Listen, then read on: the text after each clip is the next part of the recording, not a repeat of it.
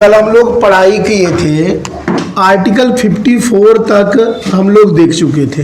तो 54 में हम लोग कल क्या देखे थे कि राष्ट्रपति का इलेक्शन कैसे होता है, कौन करवाता है।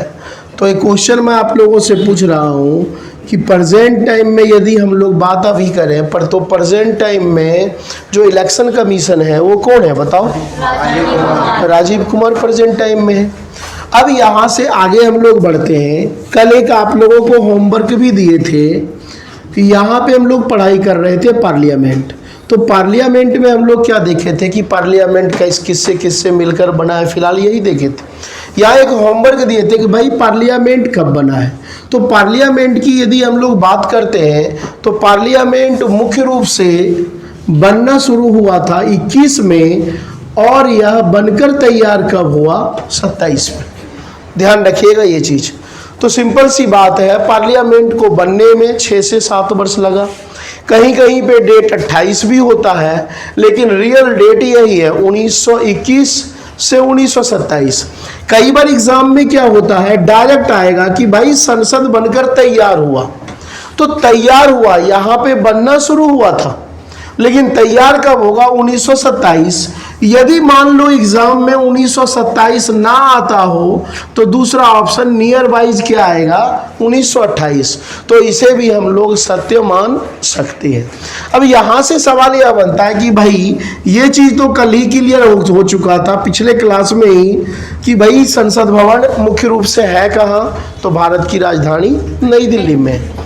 अब 1921 की यदि बात करें तो ये सब जो समय है ये सब ब्रिटिश के अंदर है। हम लोग अभी तक आज़ाद नहीं हुए इस डेट के अकॉर्डिंग। तो यहाँ से ये भी पूछा जा सकता है कि 1921 की यदि बात करें या 1927 की बात करें, इस समय गवर्नर कौन था? British governor. ठीक है, तो सीधा दे देगा भाई कि जब पार्लियामेंट बनना शुरू हुआ था तो उस समय गवर्नर कौन था? तो उनका नाम था लॉर्ड चेम्सफोर्ड। ध्यान रखिएगा। हालांकि इंडिया में एक सुधार कानून भी आया है जिसका नाम है चेम्सफोर्ड सुधार कानून। तो 1921 में जब पार्लियामेंट बनना शुरू हो रहा है तो उस समय कौन है? लॉर्ड चेम्सफोर्ड है। और जब बनकर यह तैयार हो रहा है 27-28 की बात कर रहा हूं, तो इस समय गवर्नर चेंज हो रहे हैं जिसका नाम है लॉर्ड इरविन।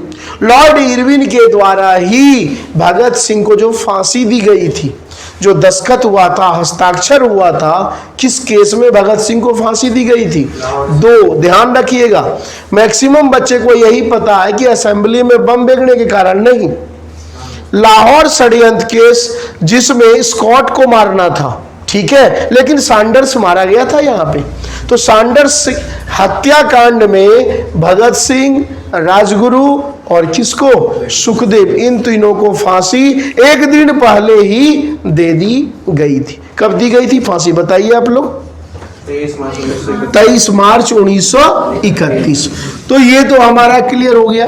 उसके बाद एक चैप्टर चलेगा जब पार्लियामेंट इन करेंगे तो आज के डेट के यदि रिसेंटली क्वेश्चन बड़ा अच्छा बन रहा है, नया पार्लियामेंट अपना बन चुका है तो उसके बारे में बहुत सारे क्वेश्चन हैं। तो जब पार्लियामेंट, पहले राष्ट्रपति वाला सेक्शन देख लेते हैं, ठीक है। उसके बाद जब पार्लियामेंट शुरू करेंगे तो पहला लेक्चर हम लोग यही बातें करेंगे, कैसे बना, क्या इन्वेस्ट हुआ, नहीं हुआ, जो भी चीजें। अब इसके बाद यदि हम लोग बात करें तो हम लोग 54 तक तो भाई कंप्लीट देख चुके थे। हम लोग पढ़ रहे हैं राष्ट्रपति। तो यह भी तो जानना जरूरी है कि राष्ट्रपति भवन है कहाँ, कब बना, नहीं बना। तो राष्ट्रपति भवन की यदि हम लोग जनरली यदि बात करते हैं तो राष्ट्रपति भवन आज के डेट की यदि बात करें तो यह भी कहाँ है? तो नई दिल्ली में। राष्ट्रपति भवन बनकर तैयार कब हुआ? तो यह राष्ट्रपति भवन जो बनकर तैयार हुआ है वह कब हुआ? 1929 में। हम कह सकते हैं आज का पार्लियामेंट नहीं, आज से पहले वाला जो पुराना पार्लियामेंट है और राष्ट्रपति भवन है वह किसके कार्यकाल में बनाया गया? तो अंग्रेजों, ब्रिटिश के कार्यकाल में बनाया गया। इसका जो राष्ट्रपति भवन का टाइम दिया गया था कि भाई 4 साल में इसे बनाओ, 4 साल, 5 साल, 6 साल में, लेकिन बनने में काफी समय लग गया। और लगभग यदि देखा जाए तो कितना टाइम लग गया इसको बनने में? तो 17 वर्ष लग गया। राष्ट्रपति भवन की यदि शुरुआत की बात करें तो शुरुआत हुआ था 1912 में, तो 1912, 16, 17, 18 तक बन जाता, लेकिन काफी टाइम लग गया। तो राष्ट्रपति भवन जो है बनकर तैयार कब हुआ? 1929। अभी आपको बताए हम कि 1927-28 में गवर्नर जनरल कौन था भाई? गवर्नर कौन था? Lord Irwin. तो यहां भी गवर्नर की यदि बात करेंगे 29 में तो कौन होगा? लॉर्ड इरविन ही होगा। लेकिन 1912 की यदि बात करें तो बताइए 1912 में कौन होगा भारत का गवर्नर? बताइए। लॉर्ड हार्डिंग यहां पे आता है। फर्स्ट सेकेंड कौन होगा? तो हार्डिंग सेकेंड, ध्यान रखिएगा। लॉर्ड एक उपाधि है, लॉर्ड हार्डिंग। तो लॉर्ड हार्डिंग यहां पे कौन है? सेकेंड। तो स्टार्टिंग के समय हार्डिंग सेकेंड, और जब बनकर तैयार हुआ तो कौन था? Lord Irwin. ऐसा इसलिए मैं एक और चीज बता देता हूं, 1912 में ऐसा क्यों हुआ आप लोगों को शायद पता होगा। 1912 की यदि बात करते हैं तो 1911 में आप लोग जरूर पढ़े होंगे बंगाल मूवमेंट, बंगाल का पार्टीशन जरूर पढ़े होंगे, बंगाल का विभाजन। तो बंगाल का विभाजन किसके समय हुआ था? लॉर्ड कर्जन के समय बंगाल का विभाजन हुआ था। और मेन मकसद क्या था? बंगाल को दो भागों में भाई तोड़ दो, अपना फायदा करो, दूसरे का नाश करो। लेकिन बंगाल फिर से एक किस वर्ष हुआ था? 1911 में, जब ब्रिटिश राजकुमार जॉर्ज पंचम भारत आया था। इसी के आदेश पर, ठीक है, एक तो पहला कंडीशन हुआ बंगाल एक हो गया। दूसरा क्या हुआ था? भारत की राजधानी कोलकाता से चेंज होकर दिल्ली बना। क्लियर है? और यहीं पे मैं आप लोगों को होमवर्क फिर से दे रहा हूं, क्योंकि होमवर्क देने में मुझे भी बड़ा मजा आता है। आप लोग जवाब देते रहिए। अब दिल्ली, तो यदि पूछा जाए कि भारत की राजधानी कोलकाता से दिल्ली कब शिफ्ट हुआ तो 1911, यह तो क्लियर है। लेकिन आज के डेट में भारत की राजधानी क्या है? नई दिल्ली। तो आपसे यह भी तो पूछा जा सकता है कि राष्ट्रीय राजधानी नई दिल्ली, दो क्वेश्चन यहां है, अभी जवाब नहीं देना है, ठीक है। किस वर्ष बना नई दिल्ली और किस संविधान संशोधन के जरिए बना? दोनों चीज आप लोग बताइएगा हमें, ठीक है। किस वर्ष बना और किस संविधान संशोधन के जरिए बना, ये दोनों के दोनों आप लोग बता दीजिएगा हमें नेक्स्ट क्लास में। आगे बढ़ते हैं यहां से। अब यहां से सवाल यह भी पूछ दिया जाता है जनरल एग्जाम में कि जो अपना जो राष्ट्रपति भवन है, ठीक है, ये ऊंचाई पे है। आप लोग देखते होंगे इंडिया गेट के सामने ऊंचाई पर है। तो ऊंचाई वाले एरिया को कहते हैं पठार, या पहाड़ भी कह देते हैं हम लोग। तो ये पूछा जाता है राष्ट्रपति भवन किस हिल पर स्थित है, तो आपके पास जवाब क्या होगा? रायसीना हिल्स। और रायसीना जो हिल्स है यह किस पहाड़ी का हिस्सा है? तो अरावली पहाड़ी का हिस्सा है। और अरावली पहाड़ी विश्व की सबसे पुरानी पहाड़ी का एग्जाम्पल। क्लियर यहां तक? तो ये कुछ फैक्चुअल सवाल थे, इन सबों पे फोकस करते जाओ। अब हम लोग आगे बढ़ते हैं।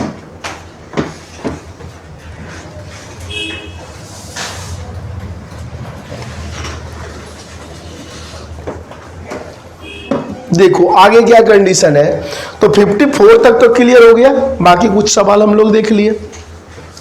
इसके बाद यदि देखा जाए तो अगले की यदि हम लोग बात करें तो डायरेक्ट आते हैं 60 में, आर्टिकल 60। क्योंकि देखो भाई, सभी आर्टिकल पढ़ना बेवकूफ़ी है। हमारे एग्जाम के लिए जो जरूरी है उसके बारे में पढ़ेंगे। आर्टिकल 60 कहता है कि शपथ, ओथ के बारे में बात कर रहा है कि राष्ट्रपति को भाई शपथ कौन दिलाएगा। अब मैं कल ही बताया हूं, जब चुनाव राष्ट्रपति जीत जाएंगे, सिंपल सी बात, जब चुनाव राष्ट्रपति जब जीत जाएंगे तो जीतने के लिए कितना % वोट चाहिए? मिनिमम 51%। अब जीत गए तो क्या देश के राष्ट्रपति बनेंगे? नहीं बन सकते हैं जब तक कोई भी व्यक्ति शपथ, आप लोग रिजल्ट आप लोगों का आ गया, ज्वाइनिंग भी आपका आ गया, आप ट्रेनिंग पे नहीं जाएंगे या ट्रेनिंग नहीं करेंगे तो क्या आपको सर्विस की नौकरी मिल जाएगी? नहीं मिलेगी। वैसे यहां है, जीतने के बावजूद भी आर्टिकल 60 के अंतर्गत यह कहता है राष्ट्रपति को ओथ दिलाया जाएगा, शपथ दिलाया जाएगा, और जब तक ये शपथ नहीं लेंगे तब तक देश के अगले राष्ट्रपति ये नहीं बन सकते हैं। तो 60 के जरिए शपथ दिला रहा है, और शपथ दिलाने का काम भारत के मुख्य न्यायाधीश चीफ जस्टिस ऑफ इंडिया के द्वारा करवाया जाता है। और वर्तमान समय में भारत के मुख्य न्यायाधीश 50वें नंबर के हैं। वो कौन है? कहाँ के रहने वाले हैं बताइए आप लोग, नहीं तो फिर होमवर्क डाल दूंगा मैं।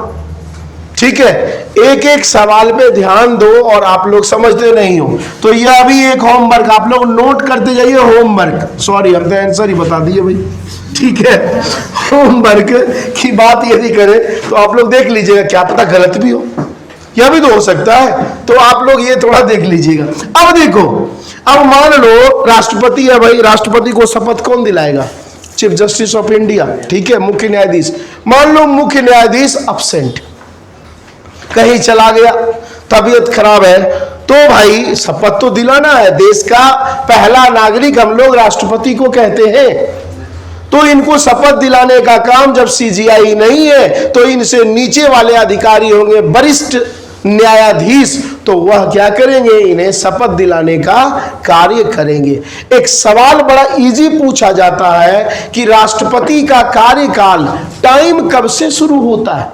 आपको दे देगा चुनाव जीतने से, या नॉमिनेशन लेटर भरने से, कुछ भी हो आपको कट करना है। जिस दिन वो शपथ लेगा, शपथ लेने के कितने वर्ष तक वह कार्यकाल पे बना रहेगा?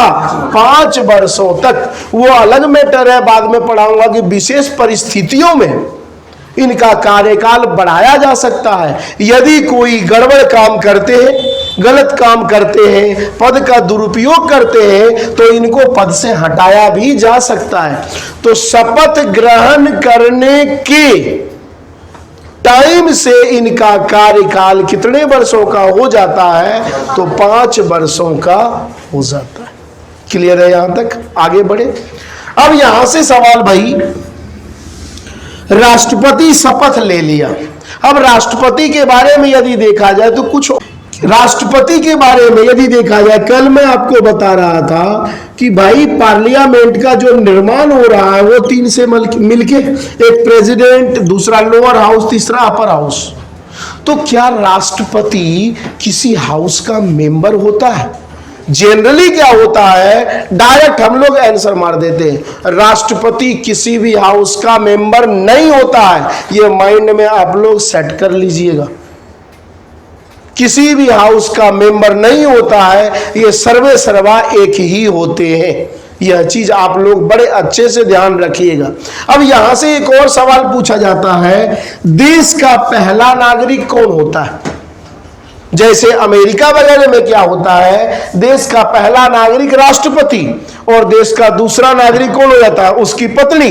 लेकिन यहां ऐसा थ्योरी नहीं है। देश का पहला नागरिक चाहे मेल हो या फीमेल हो, राष्ट्रपति ही होंगे। और दूसरा नागरिक, देखो यहां से सवाल आएगा, देश का पहला नागरिक कौन हो जाएगा भाई? तो राष्ट्रपति हो जाएगा। क्लियर है? देश का दूसरा नागरिक क्या हो जाएंगे? कौन हो जाएंगे? आम जनता। और देश का तीसरा नागरिक यदि थर्ड की बात करें तो कौन हो जाएंगे? ट्रांसजेंडर। ठीक है, एक होमवर्क और फिर मैं आप लोग को दे देता हूं फटाफट, और ये करना होगा भाई हर हाल में, कि ट्रांसजेंडर को किस वर्ष, ठीक है, तीसरे नागरिक का दर्जा दिया गया इंडियन गवर्नमेंट के द्वारा। नागरिकता हम लोग पढ़ चुके हैं, नागरिकता या नागरिक बनाने का अधिकार किसके पास है? पार्लियामेंट के पास, संसद के पास ही तो है भाई कौन नागरिक होगा भारत का। तो ट्रांसजेंडर को किस वर्ष भारत सरकार के द्वारा, पार्लियामेंट के द्वारा नागरिकता प्रदान किया गया, यह जरूर आप लोग हमें बताइएगा। तो देश का पहले नागरिक की यदि हम लोग बात करें देश के पहले नागरिक राष्ट्रपति, दूसरे नागरिक हम लोग, आप लोग, और तीसरे नागरिक कौन होते हैं? ट्रांसजेंडर होते हैं। यहां से आपके एग्जाम में देखिए कुछ और सवाल पूछे जाते हैं, तसल्ली से पढ़ते जाओ। ये कई बार क्या होता है, राज्य से रिलेटेड सवाल भी पूछ दिया जाता है। तो देश का पहला नागरिक कौन हो गया भाई?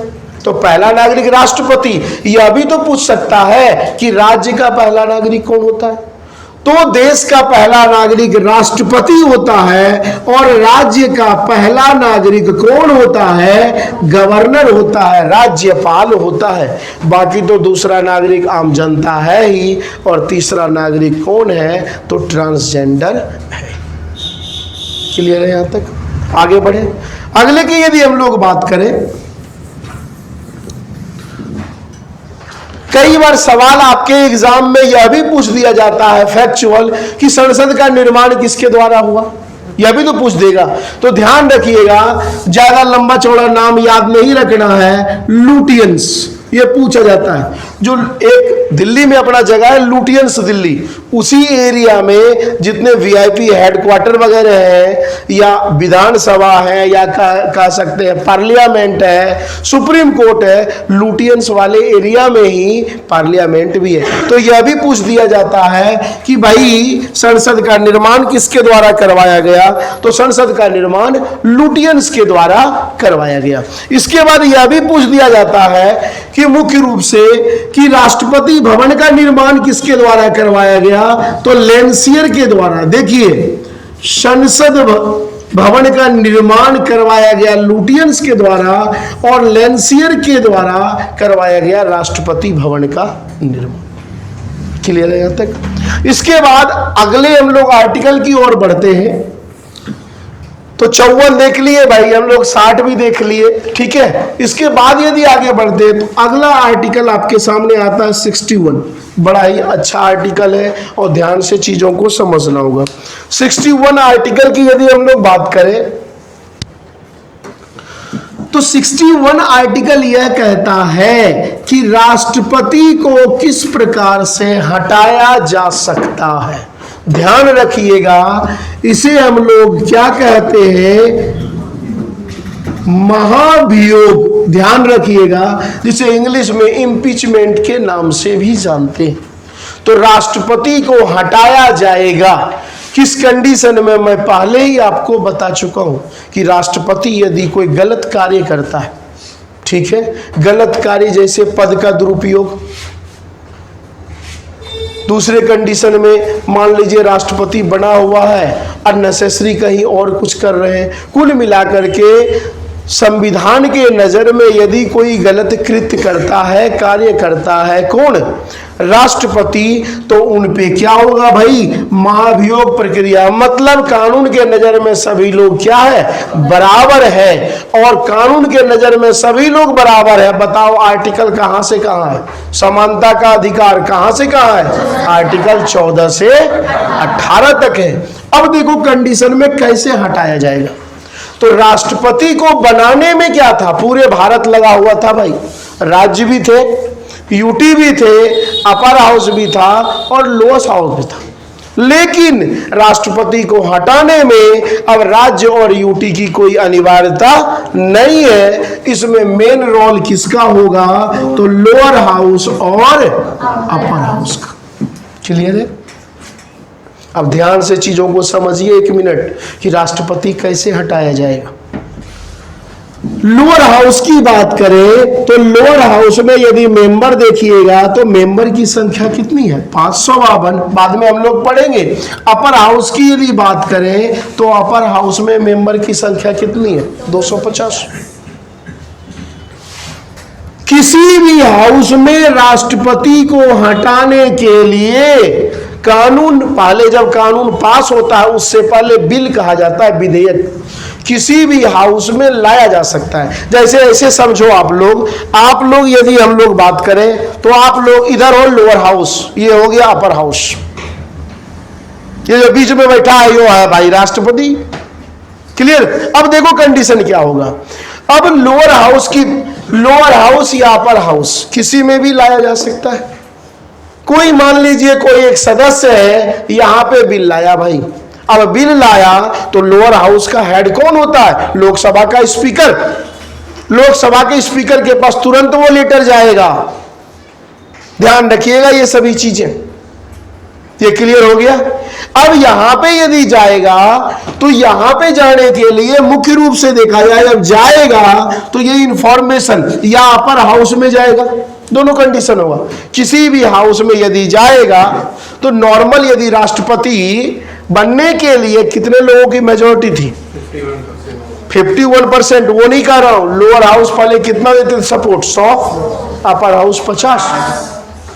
ऐसे ही प्रावधान दोनों हाउस में होगा और उसके बाद दोनों हाउस के जो हेड हैं उनके पास जाएगा। लोअर हाउस का हेड लोकसभा के स्पीकर, जिसे हम लोग क्या कहते हैं आज के डेट में, कौन है भाई?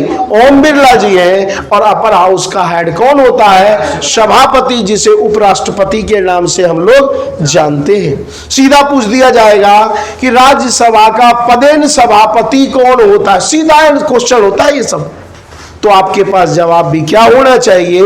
उपराष्ट्रपति होता है। और आप लोग बता सकते हैं कि प्रेजेंट टाइम में भारत के उपराष्ट्रपति कौन है? जगदीप धनखड़ जी। रहने वाले कहाँ के हैं बताइए? राजस्थान के रहने वाले हैं। अब देखिए, इन दोनों को इंफॉर्मेशन मिल गया भाई। ये क्या करेंगे? ये पहले बिल पास नहीं करा सकते, ये भेजेंगे राष्ट्रपति के पास है भाई। राष्ट्रपति के पास जाएगा और राष्ट्रपति को कहेगा। अब देखो, जनरली केस में क्या होता है? बिल पास होता है, राष्ट्रपति के पास साइन होता है। राष्ट्रपति को हटाने के लिए सबसे पहले राष्ट्रपति के पास लोअर हाउस से जाएगा या अपर हाउस?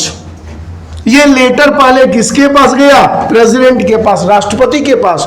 और यह लेटर राष्ट्रपति के पास कितने दिन तक रहेगा? ये पूछा जाता है। देखो पावर क्या है।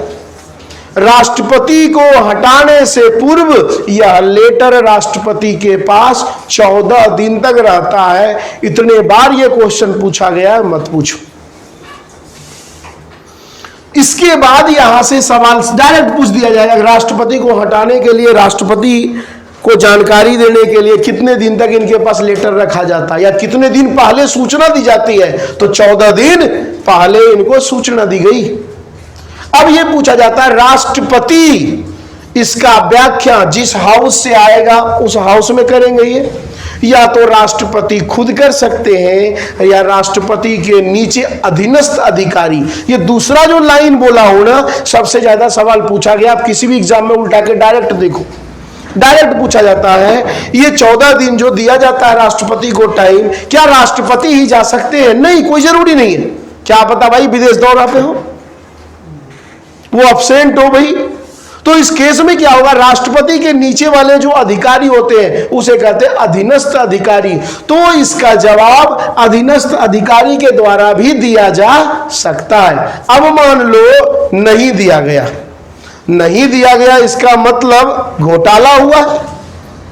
14 दिन पूरा हो गया, वो लेटर वापस आ जाएगा इन दोनों हाउस में से जिस हाउस में से गया था। अब जैसे आएगा, तब मान लो लोअर हाउस में गया तो लोअर हाउस के अध्यक्ष के पास आएगा, अपर हाउस में गया तो अपर हाउस के अध्यक्ष के पास आएगा। अब उसके बाद इन दोनों में से जिसके पास आएगा उसके अध्यक्ष अनाउंसमेंट करेंगे कि भाई राष्ट्रपति जवाब देने में असमर्थ पाया गया, इनके लिए बिल पास होगा, इनके लिए कानून बनेगा और राष्ट्रपति को हटाने के लिए कोई एक टाइम फिक्स होगा, डेट। दोनों हाउस के मेंबर क्या कर लिए? फिक्स कर लिए, फलाना तारीख को राष्ट्रपति को हटाना है। भाई जवाब नहीं दे पाया।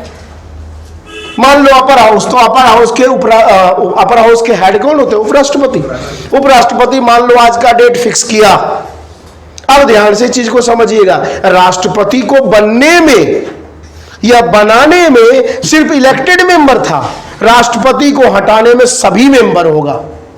ध्यान रखना ये चीज, बनाने में सिर्फ और सिर्फ प्रेजेंट इलेक्टेड मेंबर, निर्वाचित सदस्य तो थे, हटाने में जितना है ना, चाहे इसमें इलेक्टेड हो या नॉन इलेक्टेड हो। अब मान लो कल वोट पड़ने वाला है, क्लियर है? टोटल सीटों का टोटल देखो, टोटल कितना है 250, टोटल का या तो 2/3 या तो सीधा समझो 67% जो उपस्थित मेंबर है। टोटल का 250, अब 250 हुआ तो 250 का 67%, या मान लो 200 मेंबर आया तो 200 मेंबर को 67 × 2 कर लो। इतने मेंबर यदि सपोर्ट कर दिया तो यह घोषणा कर दे 66 + 2 हो गया। मान समझ में यहां पे आया नहीं आया? यहां पे कितने मेंबर है 250, उपस्थित मान लो कितना मेंबर हुआ 200, तो 100 का 67, तो 200 का 267 कर लो भाई। इतने लोग बहुमत कर दिए, वोट पास हो गया, तो फाइनली क्या हो जाएगा? मैं मान लो फॉर एग्जांपल उपराष्ट्रपति के तौर पे यह घोषणा किया जाएगा कि भाई अपर हाउस से राष्ट्रपति को हटाने के लिए बिल पास हो चुका है। अब यहां से बिल पास हुआ तो कहां जाएगा भाई? लोअर हाउस में भी यही प्रक्रिया होगी, और जब दोनों हाउस से पास हो जाएगा तो जिसमें लास्ट में आएगा वह घोषणा कर दिया जाएगा कि राष्ट्रपति को हटाने के लिए, राष्ट्रपति इन कामों में गलत कार्य करते हुए पाया गया, इनको हटाने के लिए दोनों हाउस से बिल पास हो गया, और जैसे भाई बिल पास हुआ वैसे ही राष्ट्रपति का पद क्या हो जाएगा? खाली हो जाएगा। और इसी को कहते हैं हम लोग महाभियोग, इम्पीचमेंट। क्लियर है? समझ में सभी को आ गया? लेकिन अभी तक यदि देखिएगा ना, अभी तक भारत में किसी भी राष्ट्रपति को इस तरीके से हटाया नहीं गया। तो यदि पूछा जाए कि भारत के कितने ऐसे राष्ट्रपति हैं जिनको हटाया गया महाभियोग के जरिए, तो आपके पास जवाब क्या होगा? एक भी राष्ट्रपति को नहीं। लेकिन प्रोसीजर याद रखना है कि राष्ट्रपति को हटाने से पहले कितने दिन का इंफॉर्मेशन दिया जाता है, कौन कौन कर सकता है वोटिंग, तो ये सारा कंडीशन यहां तक क्लियर। अगले हम लोग आर्टिकल की ओर बढ़ते हैं। यहां तक क्लियर है ना? बोला करो। अगले आर्टिकल की ओर बढ़ते हैं भाई। अगला आर्टिकल है 72, जो मेन टॉपिक है, मैं उसके बारे में चर्चा कर रहा हूं। बाकी जो रेंडमली आते हैं आर्टिकल, एक दिन पूरे के पूरे लिखा दूंगा एक दिन, ठीक है। 72 की यदि हम लोग बात करें तो 72 में राष्ट्रपति को यह कहा गया है कि राष्ट्रपति क्या कर सकता है? तो राष्ट्रपति क्षमादान कर सकता है, माफ कर सकता है। यदि हम लोग बात करें अब क्षमादान किस सेंस में?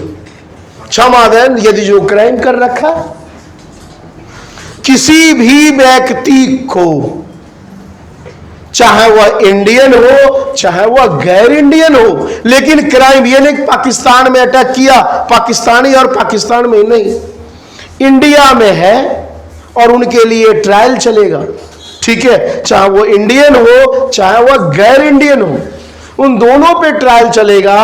तो किसी भी सजा को, यह भी एक शब्द आता है कि राष्ट्रपति क्या किसी भी सजा को माफ कर सकता? तो यस, राष्ट्रपति ही एक ऐसे व्यक्ति हैं जो सुप्रीम कोर्ट के द्वारा, मान लो किसी व्यक्ति को कौन सी सजा दे दी गई?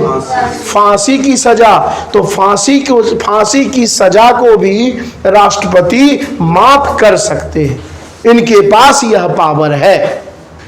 तो यदि पूछा जाए वह व्यक्ति का नाम या उनका नाम बताइए जो किसी भी सजा को माफ कर सकते हैं, तो वो कौन है? प्रेसिडेंट, राष्ट्रपति है। अब इस फांसी की सजा में क्या कर सकते हैं? मान लो गलत तरीके से, कई बार मिस्टेक हो जाता है भाई, मिस्टेक हो जाता है, तो फांसी की सजा को ये क्या कर सकते हैं? घटा भी सकते हैं। अब ये मत बोलिए बढ़ा सकते हैं। अब फांसी की सजा क्या बढ़ाएगा? 4 वर्ष को थोड़ा खींचेगा, है ना। तो फांसी की सजा को ये घटा सकते हैं, और इनका मन करे, अब मन करे ऐसा नहीं कि इनके कुंडे वाला है, इनके कुंडे वाला चलो तू मेरा पोता है कर देते, ऐसा थोड़ा होगा, है ना। यह संविधान से बंधे हुए हैं। यदि लगेगा नहीं गलत जो है ना, गलत तरीके से इन्हें पनिशमेंट दिया जा रहा है उस व्यक्ति को, तो पूर्ण रूप से यह भी पूछा जाता है कि क्या राष्ट्रपति किसी भी सजा के साथ साथ फांसी की सजा को पूर्ण रूप से जीरो कर सकता है, माफ कर सकता है, तो यस, इकलौता यही व्यक्ति है, किसी को 20 वर्ष की सजा मिली हो, माफ करेगा पूर्ण रूप से, यस। घटा सकता है, बढ़ा सकता है, पूर्ण रूप से माफ भी कर सकता है। और यही सिर्फ और सिर्फ किनके पास पावर है? राष्ट्रपति के पास। और इसी को हम लोग क्या कर देते हैं? क्षमादान। अब देखिए यहां से कई बार सवाल क्या पूछा जाता है, एक और राष्ट्रपति रख देगा, दूसरे और राज्यपाल रख देगा। देखिए यहां से होमवर्क 3-4 आज दे चुका हूं मैं आप लोगों को। यह भी क्वेश्चन पूछा जाता है कि राज्य का हेड कौन होता है? राज्यपाल।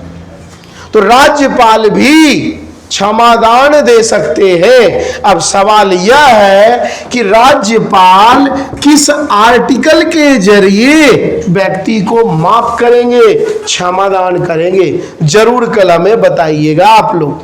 क्लियर है? तो देखिए राष्ट्रपति को तो सारा अधिकार है माफ करने का। अब एक सवाल पूछा जाता है, मान लीजिए किसी high court, Allahabad high court ले लीजिए, ये उत्तर प्रदेश, किसी व्यक्ति को फांसी की सजा सुनाई गई, ठीक है। अब फांसी की सजा सुनाई गई तो राज्यपाल के पास क्या पावर है? तो राज्यपाल के पास पावर क्या क्या है, ध्यान से चीज को समझिएगा। यदि मान लीजिए किसी व्यक्ति को फांसी की सजा दी गई तो राज्यपाल इस सजा में कोई छेड़छाड़ नहीं कर सकता है। वह क्या कर सकता है? राष्ट्रपति के लिए क्या करेगा? रिजर्व रख लेगा। कंडीशन 1, फांसी की सजा में राज्यपाल कोई भी छेड़छाड़ नहीं करेगा। वो किसके लिए रिजर्व रखेगा? राष्ट्रपति के लिए रिजर्व रखेगा। उसके बाद यदि और कोई सजा हो, जैसे मान लो 20 वर्ष का है, 5 वर्ष का है, 10 वर्ष का है, इन सजा को मतलब राष्ट्रपति, राज्यपाल इसमें तो कोई छेड़छाड़ नहीं करेगा। बाकी और जो सजा होगा उसमें घटा सकता है, बढ़ा सकता है, लेकिन राष्ट्रपति के तरह पूर्ण रूप से ये माफ नहीं कर सकता। क्लियर? यहां से पजल करेंगे, फिर से सुन लो। राष्ट्रपति फांसी की सजा हो, नॉर्मल सजा हो, उम्र कैद की सजा हो, जो चाहेगा वह कर सकता है, यहां तक कि पूर्ण रूप से सभी सजा को माफ भी कर देगा। लेकिन राज्यपाल फांसी की सजा में कोई भी छेड़छाड़ नहीं करेगा। वो किसके लिए रिजर्व रखेगा? बताओ तो किसके लिए रिजर्व रखेगा? राष्ट्रपति के लिए। अन्य सजा में भी वो पूर्ण रूप से माफ नहीं करेगा, घटा सकता है, बढ़ा सकता है, लेकिन पूर्ण रूप से माफ करने का अधिकार राज्यपाल को नहीं दिया गया। क्लियर यहां तक? नेक्स्ट आगे की ओर बढ़ते हैं। अगला जो अपने पास आर्टिकल आ रहा है, थोड़ा सा और क्लास, उसके बाद फिर नेक्स्ट डे लेंगे। अगले की यदि बात करें तो अगला हमारे पास आर्टिकल बहुतों बार ये पूछा गया है कि भाई आर्टिकल 74 में है क्या? तो डायरेक्ट एक लाइन कहा गया है 74 में। बड़ा इजी क्वेश्चन भी पूछा जाता है, क्या राष्ट्रपति अधिकांश काम अपने मन से करते हैं? नहीं। राष्ट्रपति मैक्सिमम काम पार्लियामेंट में जो मिनिस्ट्री डिपार्टमेंट है, जिसे मंत्री परिषद कहते हैं, ठीक है, कैबिनेट काउंसिल कहते हैं, उनकी सलाह से वो करेंगे। तो यही चीज है 74 में, राष्ट्रपति को एडवाइस, सलाह देने के लिए मंत्री परिषद का गठन किया गया है और इसी के जरिए अधिकांश काम राष्ट्रपति करेंगे। सीधा सा सवाल होता है कि किस आर्टिकल में यह कहा गया है कि राष्ट्रपति यदि कोई कृत्य, यदि कोई कार्य करते हैं, वर्क करते हैं, ठीक है, जिसमें उनको मंत्री परिषद की सलाह लेना या प्रधानमंत्री के द्वारा जो मंत्री परिषद का गठन हुआ है सलाह लेना अनिवार्य है। ध्यान रखना, अनिवार्य क्या होता है? नेसेसरी, ये आपको सलाह लेना ही पड़ेगा। तो वह आर्टिकल हमारे पास कौन सा है? तो आर्टिकल 74 है। क्लियर? सो 74 के जरिए राष्ट्रपति सलाह लेगा ही लेगा। ये नहीं उनकी इच्छा के ऊपर डिपेंडेंट करता है, नहीं, उनको सलाह लेना ही पड़ेगा। किसका सलाह लेना पड़ेगा? तुम्हारा मंत्री परिषद, है ना? ये नहीं बोलना हम ही दे दें सलाह, है ना रे? इसके बाद यदि बात करते हैं, आज बस इतना ही देखेंगे, आखिरी आर्टिकल, धीरे धीरे बढ़ते जाएंगे क्योंकि पार्लियामेंट काफी बड़ा है, ज्यादा पढ़ाएंगे तो लोगों की दिमागी हालत सही ना, रात में दिक्कत हो जाएगी। 76 कहता है, बताओ तुम ही लोग बताओ 76 क्या कहता है? अटॉर्नी जनरल, हिंदी में कहते हैं इसे महान्यायवादी। न्याय का मतलब न्याय दिलाने वाला। जिस तरह से सुप्रीम कोर्ट का हेड होता है सीजीआई, जितना पावर सीजीआई के पास होता है उतना ही पावर इस महान्यायवादी के पास होता है। और वर्तमान समय में बताइए महान्यायवादी कौन है? वेंकट रमणी, आर वेंकट रमणी के नाम से जानते, ठीक है? तो डायरेक्ट सवाल पूछेगा कि प्रेजेंट टाइम में अटॉर्नी जनरल कौन है, तो आर वेंकट रमणी। क्लियर है यहां तक? अब ये करता क्या है? तो ये भाई जस्टिस दिलाएगा। अब एक चीज बताओ, सरकार का कोई कागजात फंस गया, चाहे इंडिया में हो, किसी राज्य में या विदेश में फंस गया, तो मोदी जी जाएंगे? या स्टेट गवर्नमेंट का, यदि स्टेट गवर्नमेंट का अलग होता है उसे कहते हैं एडवोकेट जनरल, क्या वो केजरीवाल घूमते रहेंगे फाइल लेके? क्या सबका अपना काम है? तो सरकार का कोई भी काम हो, चाहे देश का, विदेश का, राज्य का, नेशनल, इंटरनेशनल, सभी काम कौन सुलझाएगा? तो अटॉर्नी जनरल महान्यायवादी सुलझाएगा। इसी कारण से कहा जाता है भारत सरकार का, ध्यान रखिएगा, भारत सरकार का सबसे बड़ा विधि अधिकारी कौन होता है? तो भारत का सबसे बड़ा विधि अधिकारी कौन होता है?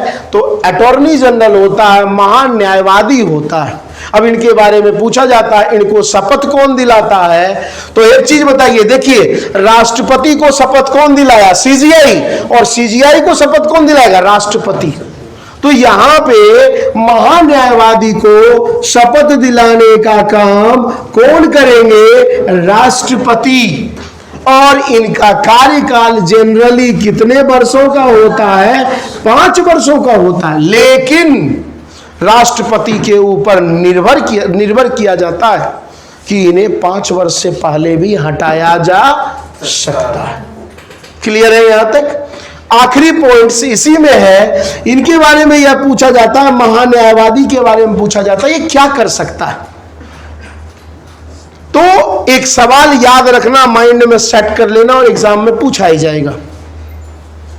यह पार्लियामेंट का मान लो सेशन चलते रहता है, तो पार्लियामेंट के सेशन में यह बैठ सकता है, ध्यान रखना, अपनी बातों को भी रख सकता है, भाषण भी देख सकता है, लेकिन जब कोई कानून पास होगा तो इनको वोट देने का अधिकार नहीं होता। ये माइंड में सेट कर लीजिएगा। सीधा सा सवाल आता है कि वह कौन सा ऐसा व्यक्ति है जो पार्लियामेंट में बैठ सकता है, बोल सकता है, लेकिन उन्हें वोट देने का अधिकार नहीं होता है। तो वोट देने का अधिकार किन्हें नहीं होता है? तो महान्यायवादी को नहीं होता है। और इंपॉर्टेंट क्वेश्चन है ये।